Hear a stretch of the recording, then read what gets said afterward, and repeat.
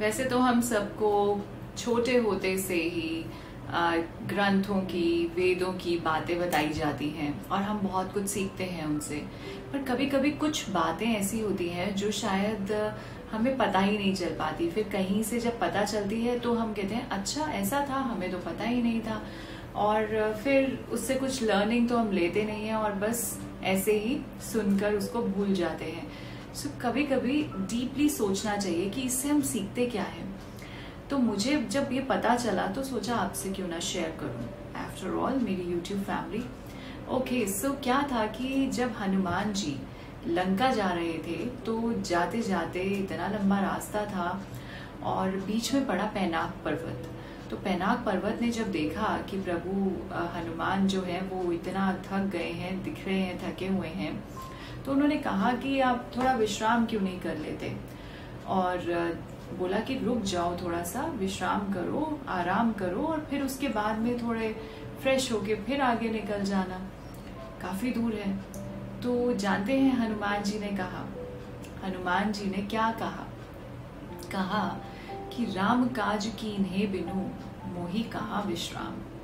अर्थात कि जब तक राम जी का कार्य मैं पूरा ना कर लूं, मैं कहाँ विश्राम कर सकता हूँ, मैं कर ही नहीं पाऊंगा विश्राम।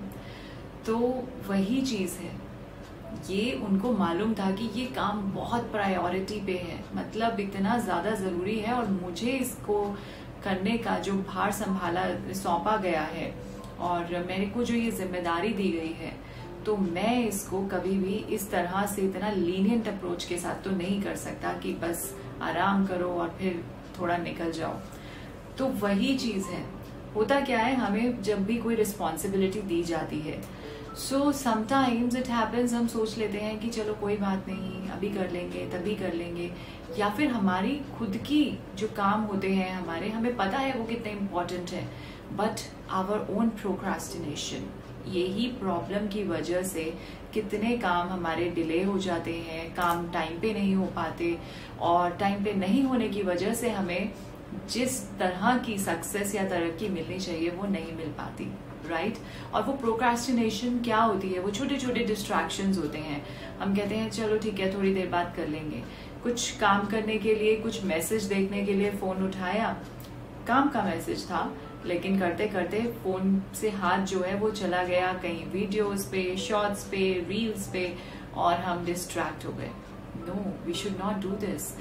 अदर देन दिस, इवन अगर आप किसी और काम में बिजी हैं और कोई सोचा कि चलो ठीक है आज नहीं, इसको कल कर लेंगे, इतना हो गया, बाकी का कल कर लेंगे, लेकिन ये जो अप्रोच है ना, ये आपको कभी भी वहां तक नहीं लेके जाती जहां तक के सपने आप देखते हैं।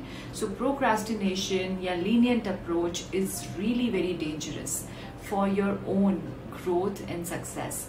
सो इसीलिए हम हमेशा, मैं ये बोलती हूँ कि कहीं ना कहीं से हर एक जगह, हर एक व्यक्ति, हर एक प्रसंग या फिर वेद पुराण, नेचर, बीइंग, सभी से कुछ ना कुछ लेसन मिलता है। पर वो क्या लेसन है, क्या लेसन सीख रहे हैं, वो हमारी अपनी एस्पेक्ट है, नजरिया है कि हम सीखें या ना सीखें और सुन के सिर्फ उसको निकाल दें। तो इसीलिए जब भी कहीं से कोई ऐसा मैसेज मिले तो उसको सोचिए, उसको देखिए कि क्या मेटाफोरिकली हमारी लाइफ के साथ कहाँ कनेक्ट हो रहा है। So leave the procrastination, understand your priorities, your prioritized work, and try to get success and always get growth in life.